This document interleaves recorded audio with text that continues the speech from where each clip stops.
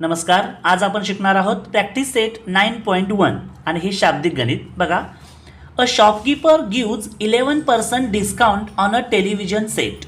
Hence the cost price of it is 22,250 rupees.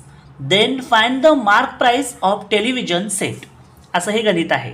याच्यामध्ये shopkeeper काय करतो, 11% डिस्काउंट देतो टेलिव्हिजन सेटवर.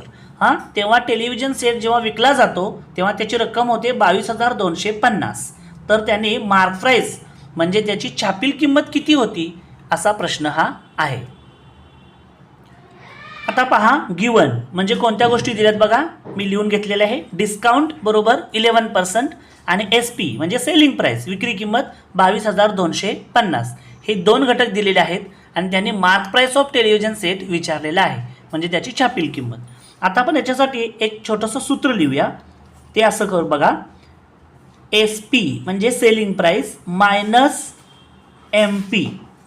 MP मीन्स मार्क प्राइस बरोबर, पुन्हा हेच लिहूया आपण, SP अपॉन MP.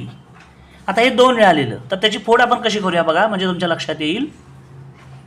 समजा मी काय केलं, त्या टेलिव्हिजन सेटची किंमत 100 रुपये पकडली.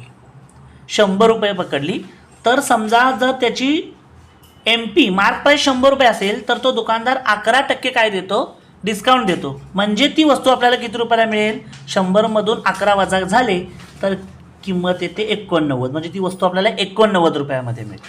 आपण या गणितात येऊ. आता गणितामध्ये MP मार्क प्राइस त्यांनी काढायला सांगितले, म्हणजे त्यांनी दिलीच नाही मार्क प्राइस, परंतु त्यांनी MP नाही तर SP दिलेली आहे. SP किती आहे, 22,250. ते आपण वरती लिहू, 22,250. आता आपल्याला MP करायचं आहे, तिरकस गुणाकार करून घेऊ. बघा, 22,250 गुणिले हे 100 बरोबर 89 वरती आहे तसं लिहू, 89 गुणिले MP. MP means mark price. MP इथं असंच ठेवू, 89 खाली घेऊ.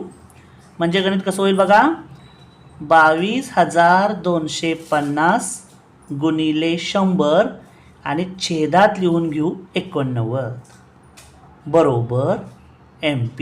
MP means mark price. तर ह्या 89नी 22,250ला भाग घालवायचा.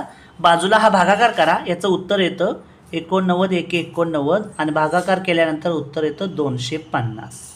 म्हणजेच MP बरोबर हे 250 गुणिले हे 100 म्हणजे मार्क प्राइस येते MP बरोबर 25,000. म्हणजे त्या टेलिव्हिजन सेटची मार्क प्राइस आहे 25,000.